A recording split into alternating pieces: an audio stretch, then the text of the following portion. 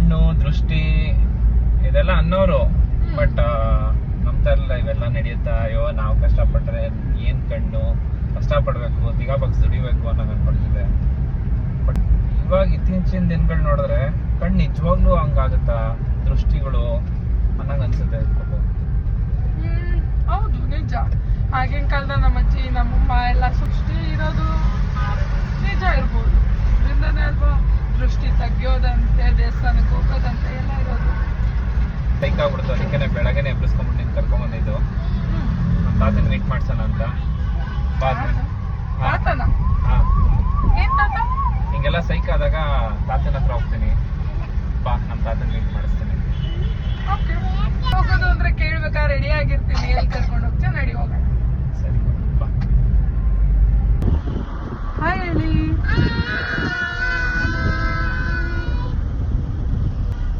ಎಲ್ಲಿಗೆ ಹೋಗ್ತಾ ಇದೀವಿ ಇವಾಗ?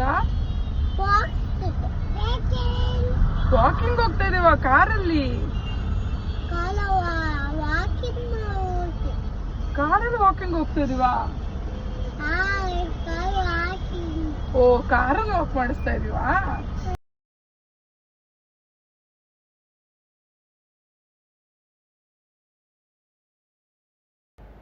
RR ನಗರ್ ಸೈಡ್ ಹೊರಟ್ವಿ. ಇಲ್ಲಿಂದ ತಪ್ಪು ತಿಳ್ಕೊಂಬೇಡಿ, ಇದು ತಾತಂಗೆ ಹಂಗೆ ಹೋಗಕ್ಕಾಗುತ್ತಾ? ಬಾಮ್ಮ.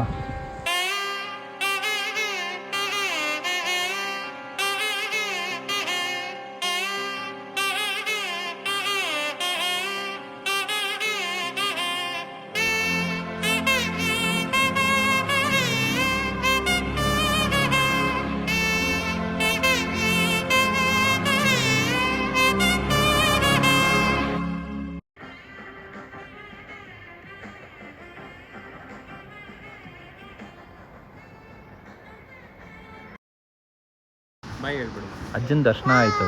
ಕಾರಲ್ಲಿ ನನ್ನ ಮಗಳೇನೋ ಕೇಳಿದ್ಲು. ಬೇಕು ಇವಾಗ? ಯೋಗಟ್ ಬೇಕಾ? ಮತ್ತೇನ್ ಬೇಕು? ಸಾಮ್ರಾಟ್, ನಿನ್ಗೇನ್ ಬೇಕು? ಹೈ ಕ್ರೀಮ್ ನಿನಗೆ?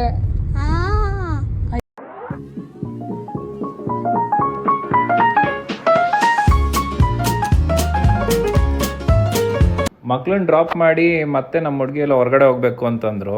ಸರಿ ನಡಿಮ, ಅದೇನೇನು ನಾವು ಶಾಪಿಂಗ್ ಮಾಡ್ತೇವೆ ಮಾಡು ಅಂತ ಅಂದ್ಬಿಟ್ಟು ಕರ್ಕೊಂಡು ಹೋದ್ವಿ. ಆನ್ ದ ವೇ ಬರ್ತಾ ಬನ್ ಮಸ್ಕ ಇತ್ತು, ಅದನ್ನ ಟೇಸ್ಟ್ ಮಾಡಿಕೊಂಡು ಮನೆಗೆ ಬಂದರೆ ಒಂದು ಮಿನಿ ಆರ್ಕೆಸ್ಟ್ರಾನೇ ನಡೀತತ್ತು.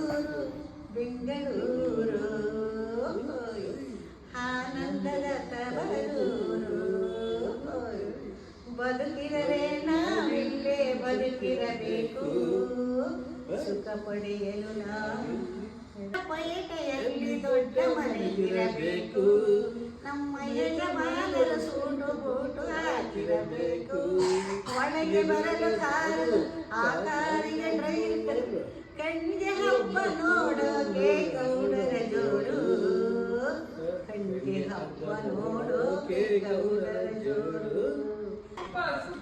Super super. ಹೊಸಗೆ ಬಂದಲ್ಲ ಹೋದ್ರೆ ಎಲ್ಲ ಕಂಟೆಂಟ್ ಜಾಸ್ತಿ ಕೊಡೋದು ನಾನು ಆಡಾಡೋದಕ್ಕೆ. ಬಂದಾಗ ಏನ್ ತಗೊಂಬಂದಿದ್ರು? ದುಡ್ಡು ಗಿಡ್ಡು ವರದಕ್ಷಿಣೆ ಕೊಟ್ಟಿದ್ರ, ವಧುದಕ್ಷಿಣೆ ಕೊಟ್ಟಿದ್ರ? ಅವರೇ ನಿಮಗೆ ಕೊಟ್ಟು ಮದುವೆ ಮಾಡ್ಕೊಂಡು ಹೋಗಿದ್ರು. 15 ಗಾಡಿ ಹೋಯ್ತು, ಎತ್ತಿನ ಗಾಡಿ. ನಾವು ಚಿಕ್ಕದು ನಮ್ಮಪ್ಪ ಬೂಂದಿ ಊಟ, ಮೈಸೂರು ಪಾಕು, ಬಂದ ತಕ್ಷಣ ಚರ್ಮುರಿ ಕಾಫಿ. ಅಷ್ಟು ಜನಕ್ಕೆ ಹಳ್ಳಿ ಜನ 15 ಗಾಡಿ ಮನು ಎತ್ತಿನ ಗಾಡಿ. ಫಿಲಮ್ ಗೊತ್ತಲ್ಲ, ಅಮ್ಮನ ಗಾಡಿ. ದೇವರ ಸುಳ್ಳು. ನಾವು ಚಿಕ್ಕದು, ಶಂಕುಗಿಂತ ಸ್ವಲ್ಪ ಶಂಕುಗಿಂತ ದೊಡ್ಡ ಸ್ವಲ್ಪ. ಆಮೇಲೆ ಇದು ಎರಡೆಳೆ ಸರ, ಓಲೆ ದೊಡ್ಡದು. ಆಮೇಲೆ ಗಾಡಿ ನಿಲ್ಸಕ್ಕೆ ಜಾಗ ಇಲ್ಲ, ಸ್ಕೂಲ್ ಇತ್ತು, ಸ್ಕೂಲ್ ಒಳಗೆಲ್ಲ ಹೊಡ್ಸಿದ್ವಿ. 10 ಗುಂಡು. ಆಮೇಲೆ ಒಂಕಿ ಉಂಗ್ರ, ರೇಷ್ಮೆ ಸೀರೆ 3000 ನನಗೆ ಕಟ್ಟಿ ಮದುವೆ ಮಾಡ್ಕೊಂಡು ಒಂಚೂರು ಅದಕ್ಕೆ ನಾನು ಈಗ ಕಂಡಿದ್ದದ ಕಳಿಸ್ನಲ್ಲ ಅವಾಗ. ಇವಾಗ ಅದೇ ಫ್ಯಾಷನ್, ಹಳೇದೇ ಮತ್ತೆ ವಾಪಸ್ ಬರ್ತಾ ಇದೆ. ಬಂದಿತ್ತು ರೇಷ್ಮೆ ಸೀರೆ, ಬ್ಲೌಸ್ ಅಷ್ಟು ಚೆನ್ನಾಗಿ ಹೊಲ್ತಿದ್ರು. 15 ಗಾಡಿ ನಿಲ್ಸಕ್ಕೆ ಜಾಗ ಇಲ್ಲ.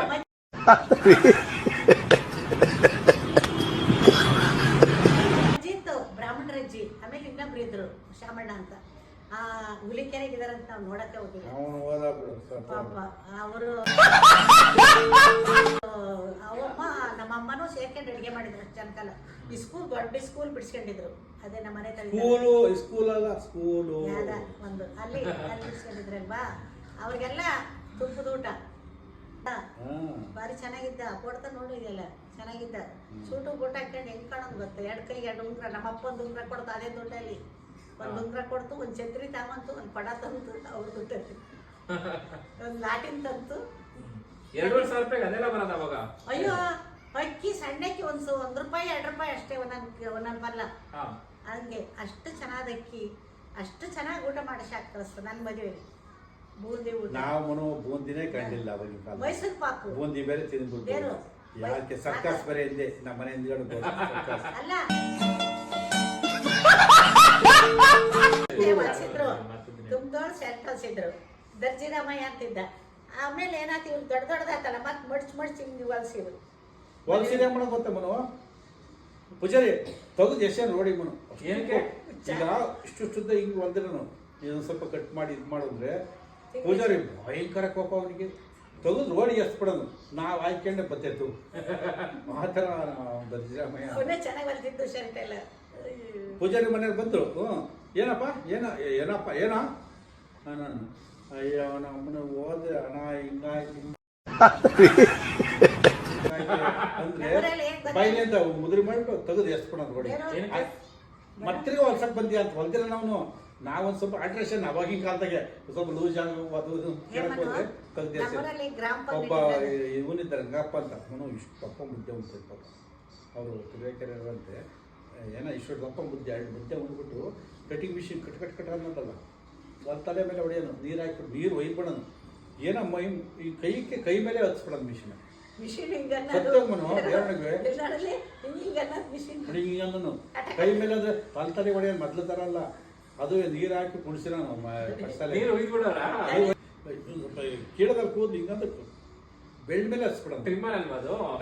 ಯಾವ ಇಲ್ಲ ಮನ ಅವು ಮಿಷಿನ್ ಇದ್ದಂಗೆ ಹಿಂಗನ್ನ ಮೊದ್ಲು ಹಿಂಗಂದ್ರೆ ಅಲ್ಲ ಅಂತ ಈಗ ಅದೇ ತರ ಟ್ರಿಪ್ಪರ್ ತೆಗಿತಾನೆ ಅಷ್ಟೇ.